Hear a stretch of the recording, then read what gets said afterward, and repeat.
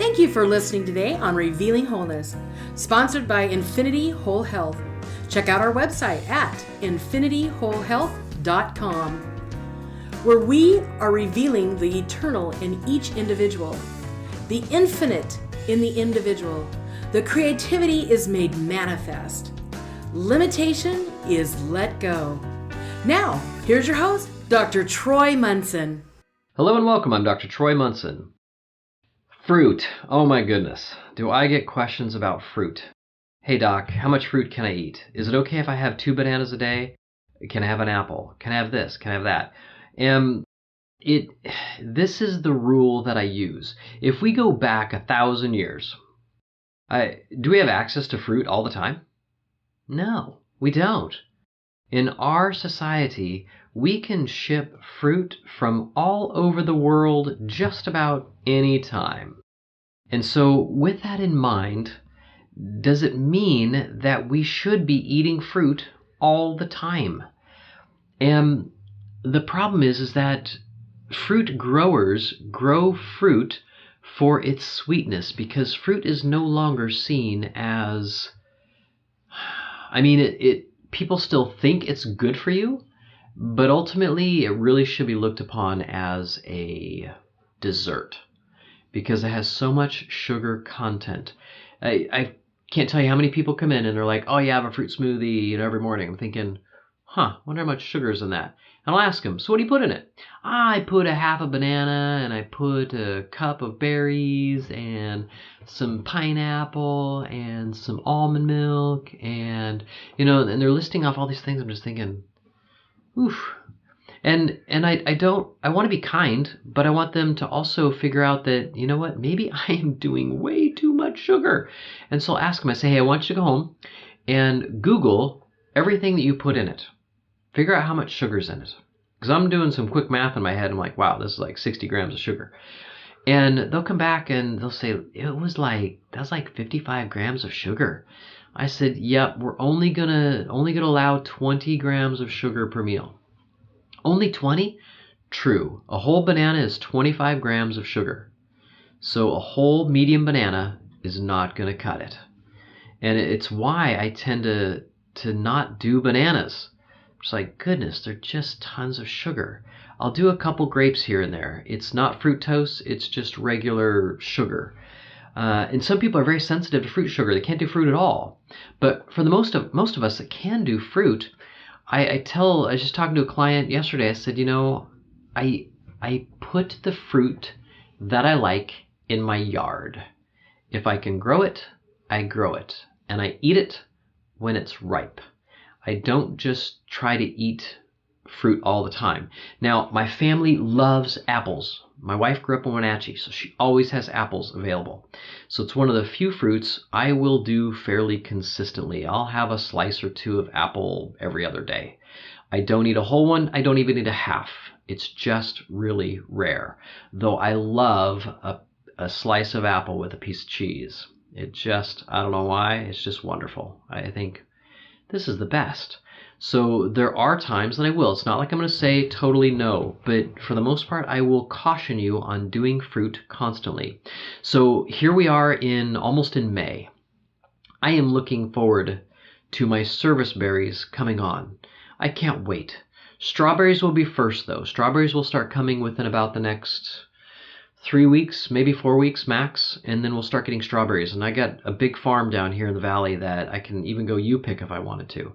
But you cut into them and they are red through and through. These strawberries are to die for. They actually taste like strawberry instead of anemic strawberries. And so I don't mind doing that. I'm not going to overeat them, but man, I love strawberries with whipped cream. Woof, so good. And so I will do small bowls of things like that. Right on the back of the strawberries is going to be the service berries. If you haven't had a service berry, I believe there's another name for them. I forget what they were, but I've heard it a couple times. They're like a blueberry.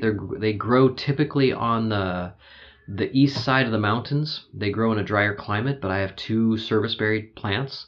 I got one that's a bit more shaded, so it actually tastes different than the other one. It's amazing how they taste, but the seed almost tastes like vanilla to me.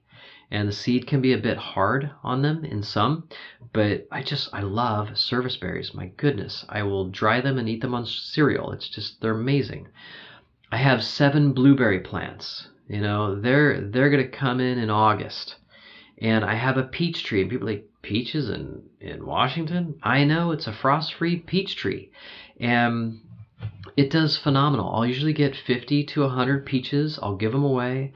But it is one of my favorite fruits is peaches. A fresh, ripe, straight off the tree peach. Just almost nothing better. Now, I just remembered I have a miniature strawberry plant. And my son and I, we baby it because we're like, will you spread out and keep running some runners and start getting bigger and producing more strawberries? Because these strawberries couldn't be, they look to be about as big as a Christmas tree light, just a small Christmas tree light, the little thin ones. They're about that long, and they're probably about as thick as half a dime. They're tiny, but when you eat them, it's like, I marvel every single time, like, how did they pack all this flavor in this little bitty tiny berry? It tastes so strawberry that you would think it was fake. It's just that strawberry tasting. It's the weirdest thing. You think about eating a piece of candy that's strawberry flavored, it's so overpoweringly strawberry. It's like, strawberries actually don't taste like this. I mean, they kind of do, but I mean, goodness. These little berries are like that. It's just unreal. And so we kind of divvy them up between us, and we'll share them with the other members of the household, but they don't baby them like we do. So my son are out there always fighting over the berries. But the blueberries we have are excellent. Service berries are excellent. I have a gooseberry currant mix. I have 2 apple trees because they have to pollinate each other, so they're very close together. We'll get probably 100, maybe 150 apples. They're dwarf apple trees. I love them. And a fresh apple, oh my goodness, it is incredible. And so I'll probably eat 3 or 4 or 5 apples in October when they finally roll into September, early October. And, so I tend to try to eat fruit only when it comes in season. So if you've got some fruit that you really, really enjoy, then I would say, hey, in season. For some of you out there like me, I love a good orange. Oh my gosh, just a good orange. Here we are in May. We've missed it. It's done. The growing season is over for oranges. They pick them in, February and March, and there's growers all over Southern Cal, Arizona.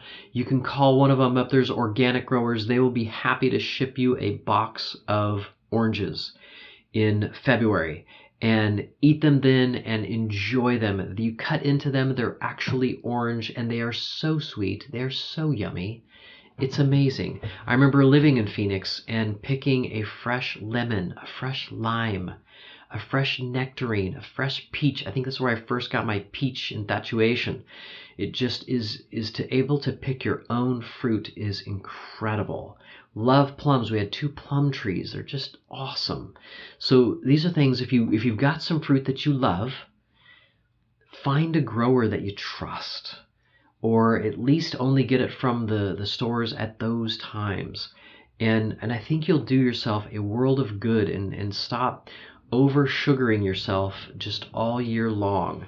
The vegetables are great, the proteins are good, the fats are good. Those are all things we can get, all year long. Those things make sense. But fruit, try to pick and eat in season only. And I think you'll do much better. You'll find maybe your weight is better, your blood sugar management is better, your enjoyment of the fruits will be better. It's more of like a special occasion and becomes something neat and fun to do.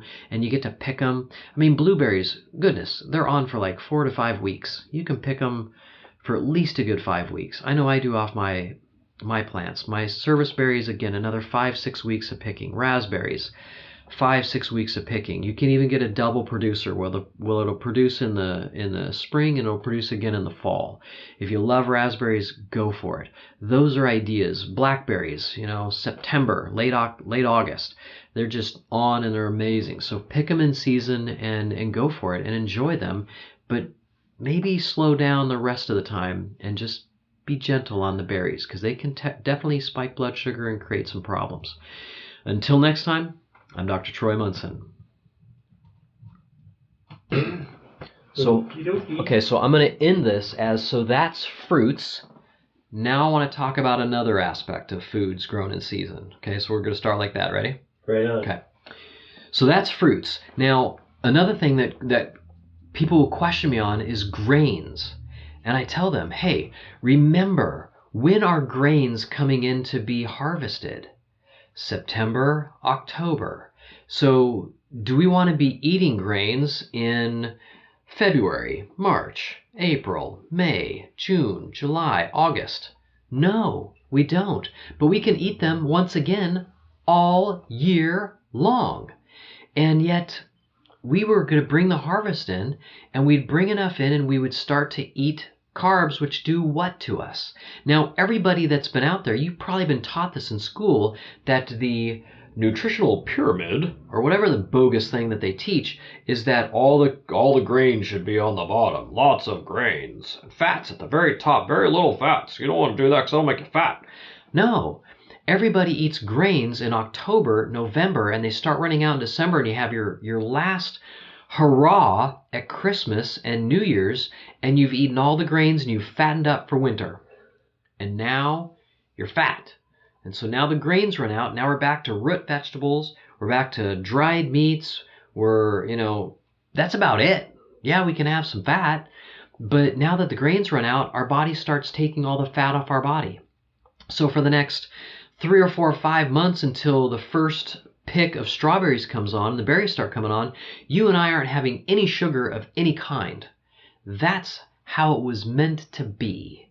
And so nowadays, though, we eat grains all the time. People wonder, hey, grains are the base of the food pyramid, and everybody's overweight. Well, gee, it's probably that little bitty fat portion up top that made us all fat. No, it's because they feed us grains like cattle, like pigs. And so with that in mind, try to perhaps maybe move your grain eating and your bread making and all of that to later in the year, preparing for that fattening up of winter. And then maybe you say, you know what? No more grains. January 1st. It's part of our New Year's resolution. We're going to lose our weight. We're going to thin out, eat lots of vegetables, root vegetables, potatoes, beets, whatever. All of our winter crops like, Brussels sprouts, kale, broccoli, things like that. These are things that will last and that will do us much better as we start watching the ebb and flow of what life was supposed to be like, not what we could produce at any time we wanted. And so I hope that helps, because that's a big deal when we talk about fruits and we talk about grains. Meat's always available, and that's always the way it's been forever and a day. Anytime we could go out hunting, take down an animal, and have some meat and fat and the organ meats and all that we would eat. Those are things that are common. We'd go dig up a root vegetable in the winter and, gnaw on it, because what else were we going to do? We're going to take down an animal and we're going to gnaw some root vegetables. Well, that's what you got. So as we start that process, it will probably do you much better in terms of energy, in terms of how you like your body and how it looks, how it feels, how less painful it is, how much better your sleep is, how much better your energy is. All this is dependent on how these ebb and flows of what foods we should be eating at what times of the year, instead of just willy-nilly all the time. So I hope this kind of helps. If you have any questions, concerns about grains, because people, they'll try to slip things in there all the time. I get it. I'm with you. I'll overdo grains on occasion as well, and man, are they good. But you know what? I really try to stay away from as much as I can until it's wintertime. So until next time, I'm Dr. Troy Munson. The information on Dr. Troy Munson's podcast is meant to educate the listener and is not intended to diagnose, treat, cure, or prevent disease.